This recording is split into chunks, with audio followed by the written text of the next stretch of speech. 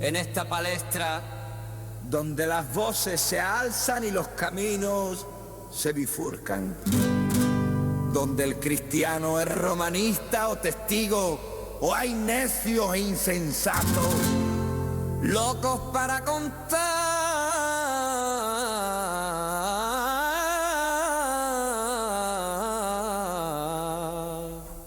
relatos.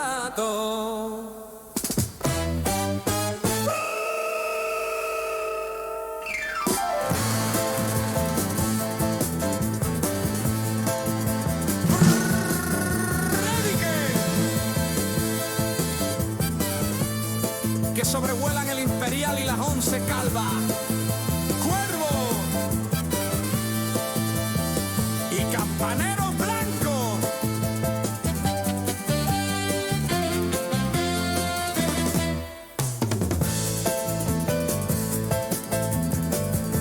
En medio de esto, una pregunta que lo cambia absolutamente todo.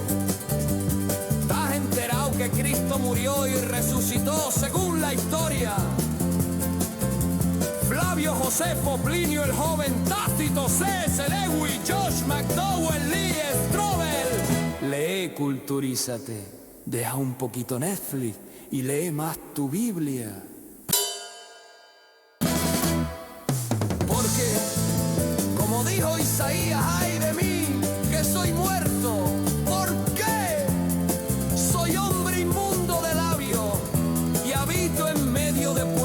Tiene labios inmundos y he visto con mis ojos al Rey, el Señor de los ejércitos.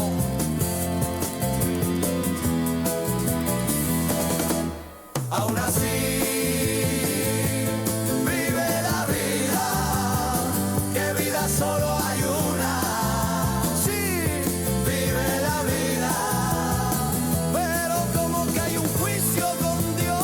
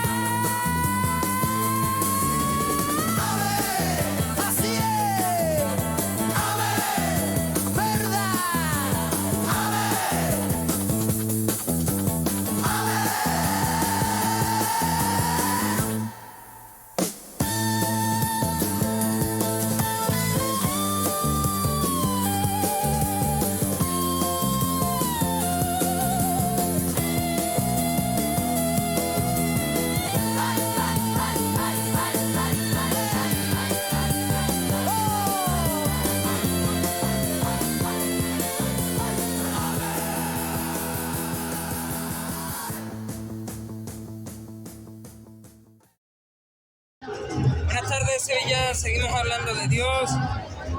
El apóstol Pablo dijo: mirad pues con diligencia cómo andéis, no como necios, sino como sabios, aprovechando bien el tiempo. Aprovechad bien el tiempo, porque los días son malos. Aprovechad la feria, ahora que los precios no han subido, porque los días que vienen son malos. He escuchado por internet a un montón de personas diciendo: se bloqueó el estrecho de Hormuz, ahora viene Bab el-Mandeb en el Mar Rojo y se va a bloquear. Eso dicen los eruditos en geopolítica, que se va a bloquear el otro lado de la península arábiga, el estrecho que conecta el Mar Rojo con el Mar Mediterráneo. Y sin petróleo de las petromonarquías, sin petróleo de Irán y sin una conexión directa entre el Océano Índico y el Mar Mediterráneo, los precios han de subir. Por eso yo os digo, aprovechando bien el tiempo, porque los días que vienen son malos, muy malos. Por tanto, no seáis insensatos, sino entendidos de cuál sea la voluntad del Señor. Y he aquí el texto en el que me voy a centrar. No os embriaguéis con vino, en lo cual hay disolución. Antes bien, sed llenos del Espíritu, hablando entre vosotros con salmos, con himnos y cánticos espirituales, cantando y alabando al Señor en vuestros corazones, dando siempre gracias a todo al Dios y Padre, en el nombre de nuestro Señor Jesucristo. No os embriaguéis con vino, dice la Escritura, en lo cual hay disolución. Más bien, dad gracias en todo a Dios. Dad gracias en todo a Dios. No es esto solo una norma externa. No es, yo, Pablo, no entres en una caseta a tomar rebujitos. No, eso sería legalismo. Decir que yo no puedo entrar a tomar en una caseta es una advertencia espiritual de parte de Dios. Hay un pecado que Dios condena, que es la borrachera. Aquí está, borracho. Hay otro pecado que Dios condena y es la idolatría. Y Sevilla empieza por la Semana Santa, continúa por la feria. No digo que los que van a la Semana Santa son idólatras ni los que van a la feria son borrachos, pero echa la ley, echa la trampa. No nos tienta Dios, según la epístola de Santiago, no nos tienta Dios. Dios no nos puede tentar, pero nosotros sí somos tentados de nuestra propia concupiscencia, de nuestros propios deseos internos. Entonces, un hombre borracho no debería entrar a una caseta de feria porque se va a sentir tentado a beber. Igual que un idólatra no debería pasear por el centro durante la Semana Santa porque se va a sentir tentado a arrodillarse ante las imágenes, ante los pasos, ante los tronos. Porque el hombre busca llenarse de placer, de escape y de distracción. Todos, viendo que los días son malos, que el mundo va de mal en peor, todos tenemos este pensamiento en la cabeza. Disfrutemos la vida, escapemos de esta mala realidad, distraigámonos de esta mala realidad, de esta tierra que cada vez va de mal en peor. Algunos dicen, hay cambios climáticos, de mal en peor. Otros dicen, hay guerras, de mal en peor. Otros dicen, hay hambrunas, de mal en peor. Otros dicen, hay sequías, de mal en peor. Y la solución del ser humano suele ser llenarse de placer, escapar de la realidad y distraerse de la realidad. Pero la Biblia revela que lo que parece libertad muchas veces, más de lo que nos gustaría, es esclavitud al pecado.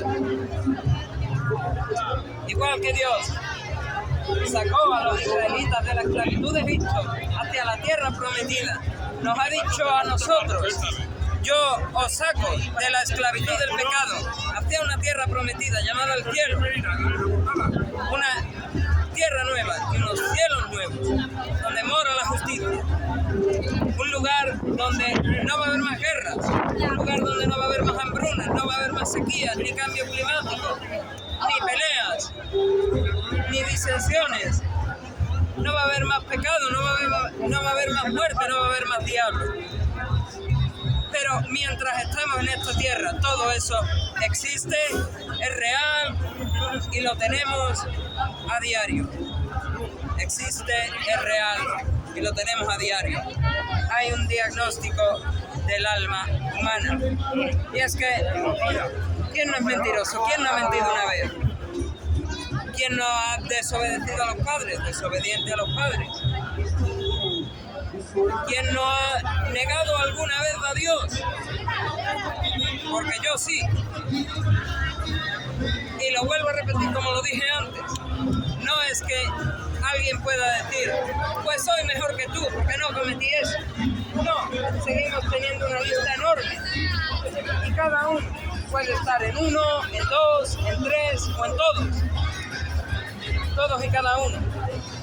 Y entre ellos, la embriaguez, la borrachera, muestra algo interno. No reine el pecado en vuestro cuerpo, dice el apóstol Pablo. El problema no es realmente el vino en sí, sino lo que hay dentro de nosotros, el corazón. De dentro del corazón, dice Jesús, salen los malos pensamientos. El hombre solo sabe hacer una cosa, buscar satisfacción fuera de Dios. Y dice Jeremías, dice el profeta Jeremías respecto a esto, me dejaron a mí, el Dios verdadero, y cavaron cisternas rotas, las cuales no retienen el agua. La disolución no empieza con una copa, empieza en el alma de cada uno. Y esto tiene consecuencias eternas, consecuencias para ese futuro, para esa eternidad futura, como le llaman. Mientras el hombre se distrae, el hombre está ignorando esta realidad. La ira de Dios se revela desde el cielo contra toda impiedad. Dios no va a ignorar el pecado. Dios, dicen los salmos, es juez justo, que se indigna cada día contra el impío. Por supuesto que la Biblia también dice en los mismos salmos que Dios es amplio en perdonar y muy lento para la ira. Pero amplio en perdonar y muy lento para la ira no implica que siempre va a perdonar ni que nunca se va a irar, sino que su modus operandi por defecto va a ser perdonar y por defecto va a esperar y esperar y esperar y esperar para lanzar ira sobre cada uno de los pecadores. ¿Y cómo se muestra esa ira? Se muestra con una copa. La Escritura habla de una copa. En la mano de Dios hay una copa. Todos los impíos la beberán. Esta copa representa el juicio y esta es la misma copa de la que habla Jesús en el Getsemaní. Cristo en el Getsemaní dijo, Padre, lo dijo 3 veces, bien clarito, Padre, pasa de mí esta copa, pero no se haga mi voluntad, sino la tuya. Padre, pasa de mí esta copa, pero no se haga mi voluntad, sino la tuya. Y volviendo una tercera vez, oró las mismas palabras. Y en la cruz la bebió. Bebió la copa de la ira de Dios. No la bebió, por cierto, por todos los pecadores. Eso sería imposible. Sería un Dios que se contradice a sí mismo, puesto que Dios no es hombre para que mienta, ni hijo de hombre para que se arrepienta. Pero sí que es verdad que Cristo tomó esa copa de la ira de Dios en la cruz, la bebió entera y terminó diciendo, Dios mío, ¿por qué me has desamparado? Por supuesto, en este relato de la crucifixión vemos muchas referencias a ese Salmo 22. Cristo tomó la ira que correspondía al pecador. Sin embargo, no la tomó por todos los pecadores, sino que la tomó por todos y cada uno de los que creyeron en Él. Cristo Jesús dijo, si creéis en mí, sois salvos, pero si no creéis en mí, tenéis sobre vosotros la ira de Dios. Y su sangre es la que nos salva y es la que nos une. Decíamos, no os embriaguéis con vino, en lo cual hay disolución, en lo cual hay división. Mas, sin embargo, en la sangre de Jesús hay unidad. bajo una misma sangre, somos hechos un solo cuerpo. Tenemos redención, el perdón de pecados mediante la sangre de Jesús, dijo Pablo. Juan dice, la sangre de Jesucristo, su Hijo, nos limpia de todo pecado. Y no solo nos limpia, también nos une. Dice el apóstol Pablo en su carta a los Efesios, de ambos pueblos hizo uno solo. Tanto nos une que la oración sacerdotal de Jesús antes de pisar en Getsemaní fue, Padre, que sean uno, como tú y yo, oh Dios, somos uno. Pero mientras no tenemos esa sangre sobre nosotros, cubriendo y limpiando nuestros pecados, mientras no tenemos esa fe, tenemos sobre nosotros esa ira de Dios y ese juicio en la eternidad futura. Ira de Dios y juicio en la eternidad futura. Un juicio que viene después de la muerte y que encuentra a los pecadores no arrepentidos y que no tuvieron jamás la fe en Jesucristo, los encuentra bajo ira. Los encuentra, como decía,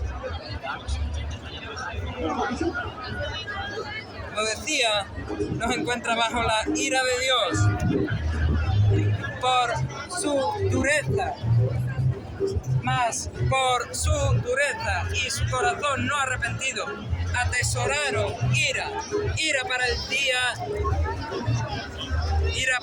día de la ira y de la revelación del justo juicio de Dios, el cual pagará a cada uno conforme a sus obras. A cada uno conforme a sus obras.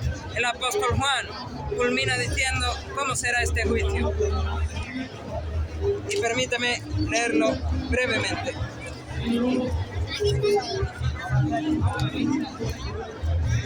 El apóstol Juan indicó, y vi un gran trono blanco, y al que estaba sentado en él, delante del cual huyeron la tierra y el cielo, y ningún lugar se encontró para ellos, y vi a los muertos, grandes y pequeños, de pie ante Dios, ante Cristo, y los libros fueron abiertos.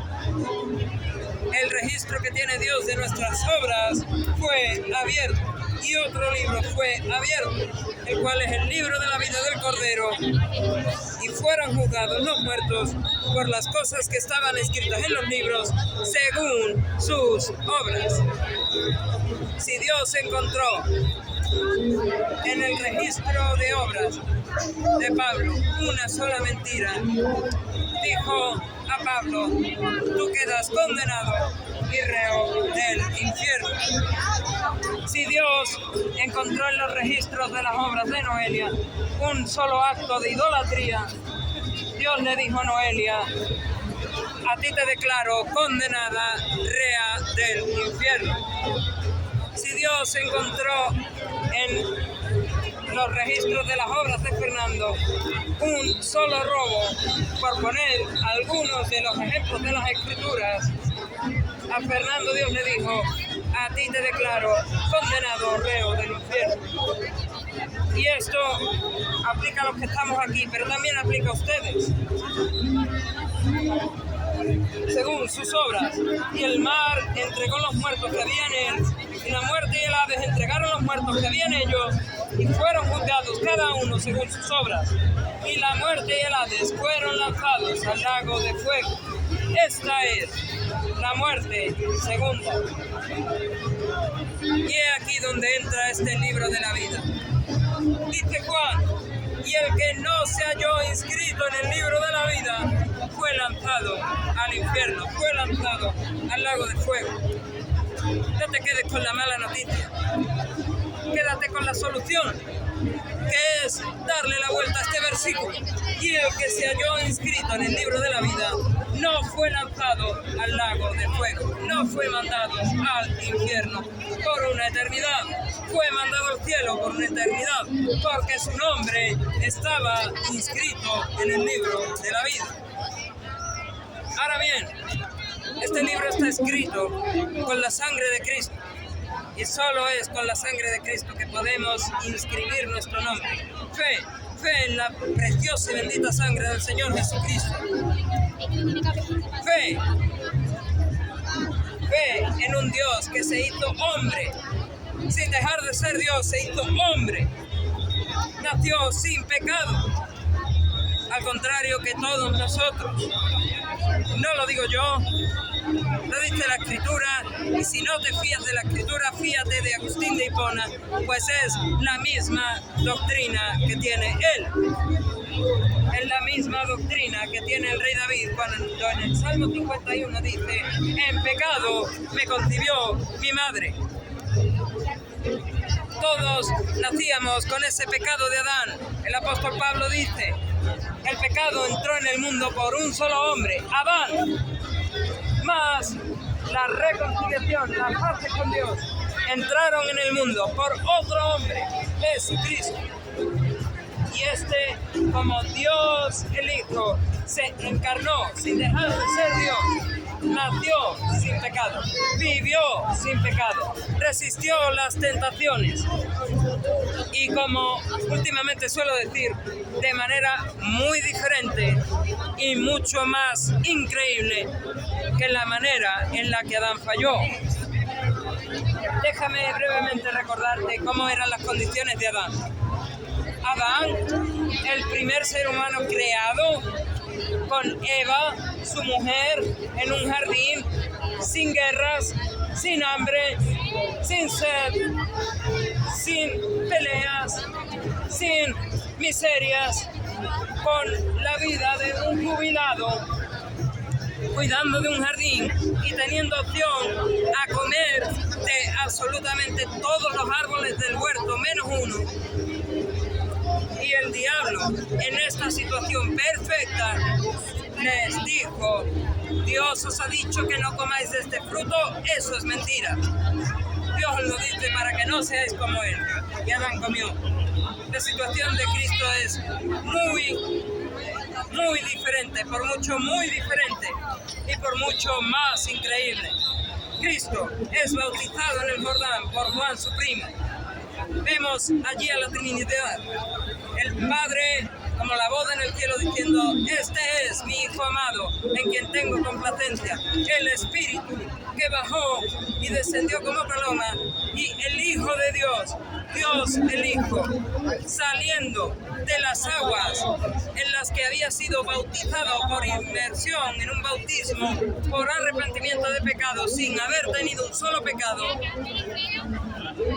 que después, lleno del Espíritu Santo, es mandado 40 días y 40 noches a no comer y a no beber en medio del desierto, cansado, hambriento, sediento, destrozado. Y viene Satanás y 3 veces le tienta a Jesús. Y Jesús, las 3 veces, abre las Escrituras y le dice: escrito está, escrito está, escrito está. ¿No es esto increíble? Cómo Jesús resistió las tentaciones, cómo Él llegó al estándar de Dios cuando nosotros no podíamos. Por eso Él era el único. Pero Sánchez, hijo de puta. Era el único que podía morir en nuestro lugar. En el lugar mío, en el lugar de Pedro Sánchez, en el lugar de cualquiera de los que estamos aquí. Porque Él era perfecto, Él era Dios y Él era hombre. 3 condiciones sine qua non para morir por el pecado de la humanidad. Murió en esa cruz y lo decía ayer. Vamos a ver brevemente una de las cosas que Jesús sufrió en la cruz. Y posiblemente la que no solemos agradecer cada vez que nos despertamos, y posiblemente la más sencilla para el ser humano, que es respirar. ¿Cómo tuvo que respirar Jesús en la cruz? ¿Alguno lo sabe? Os lo resumo. Cristo, aquel que había sido coronado con una corona de espinas de este tamaño, que perforaron su cráneo, que había sido golpeado con un látigo de 9 colas romano en la espalda, con la espalda destrozada y medio arrancada, la piel medio arrancada y sangrando, cansado porque había cargado con el travesaño de la cruz por la vía dolorosa de Jerusalén. Y llega al Gólgota, y allí, a unos cuantos de metros del cielo, de la tierra, lo hacen colgar de pies y de manos en una cruz romana con clavos de este tamaño, soportándole contra la gravedad de la tierra que lo tiraría hacia abajo. Y para simplemente dar una bocanada de aire, para simplemente poder hacer así, él tuvo que ponerse de puntillas sobre los clavos de los pies, siendo soportado contra la gravedad, haciendo fuerza no solo contra la gravedad, sino soportando el dolor de los clavos, el dolor de la espalda medio arrancada y medio destrozada, apaleado, cansado, con la corona de espinas. Un acto sencillo para el que deberíamos de dar gracias. ¿Y cuánto le costó a Jesús respirar en la cruz? ¿Cuánto le costó a Jesús respirar en la cruz? Ahora bien, murió en esa cruz. No pudieron quebrarle los huesos, como era costumbre de los romanos. No pudieron quebrarle los huesos. Murió antes de hacer eso. Después de 6 horas, en absoluto dolor, absoluta soledad y absoluta oscuridad. Y culminó con las siguientes palabras: consumado es, tetelestai. Ahora, Padre, en tus manos encomiendo mi espíritu. Fue sepultado. Y como decía antes, lo tuvieron que hacer rápido, porque venía el día de la gran fiesta solemne de la Pascua y no podían trabajar en ese día. Estaban a las 3 de la tarde del Viernes Santo y a las 6 de la tarde ya empezaba el día de la consagración, el día más solemne, la Pascua judía, el 14 de Nisan, y tenían que ir corriendo a la tumba de José de Arimatea y sepultar a Jesús. Allí estuvieron las mujeres, allí estuvo Nicodemo, allí estuvo José de Arimatea. Y después de 3 días, no 3 días literales, sino 3 veces que pasaron las 6 de la tarde, después de esos 3 días, cumpliendo la señal del profeta Jonás, él resucitó de entre los muertos. ¡Qué glorioso! ¡Qué glorioso! Y ahora es esta muerte de Jesús, esta sangre derramada en el Calvario, esta resurrección, la que nos da redención de pecados, la que nos limpia los pecados, la que nos hace libres de la esclavitud del pecado, la que nos salva, la que nos da el cielo absolutamente gratis. Y lo único que Dios pide es arrepentimiento y fe. El llamado de Jesús sigue siendo el mismo con el que empezó: arrepentíos y creed en el Evangelio. No basta con dejar un hábito, como dice Isaías: deje el impío su camino. No basta con dejar un hábito, como Jesús le dijo a la que habían pillado en adulterio: vete y no peques más, sino con arrepentirse. Tampoco es conocer, porque también, dice Santiago, los demonios creen y tiemblan. Debes conocer que has pecado contra Dios. Debes dolerte por haber pecado contra Dios. Debes pedir perdón a Dios, como algún día lo hice yo. Y debes dejar, por supuesto, intentar dejar tu pecado, porque el que vive en pecado no es un hijo de Dios. Y debes de tener una fe viva, no una fe con conocimiento de causa, como la de los demonios, no una fe del corazón, como la que podían tener muchos de los fariseos, sino también una fe práctica, una fe intelectual, volitiva y práctica. Intelectual, lo que uno piensa; volitiva, lo que uno siente en el corazón; y práctica, lo que uno acaba haciendo. Porque dice Juan: el que oye mi palabra y cree al que me envió, tiene la vida eterna. Concluyo. El mundo ofrece muchas copas, pero todas las copas terminan igual. La paga del pecado es la muerte. Cristo bebió la copa de la ira para ofrecer una copa diferente, la copa de la vida. una copa que reemplaza ese árbol de la vida del cual Dios, cuando el hombre pecó, dijo: pongo aquí unos querubines con espadas llameantes para que el hombre no entre en el Edén y tome del fruto del árbol de la vida y viva para siempre, sino que la forma en la que Dios puso y dispuso la redención del hombre y la vida eterna del hombre es fe y arrepentimiento. Tomaré la copa de la salvación, dijo el salmista. La pregunta no es si beberás, la pregunta es: ¿qué copa beberás? ¿Beberás la copa de la ira o beberás la copa de la vida? No os embriaguéis, antes sed llenos del Espíritu. Hoy puedes seguir en disolución o venir a Cristo y vivir, ser unido con su cuerpo. Al que a mí viene, dice Jesús, no lo echo fuera. Repito, estas son palabras de Jesús, no son mis palabras. Al que a mí viene, no le echo fuera. Ven a Cristo, cree en Él y vive para siempre. A Él sea la gloria.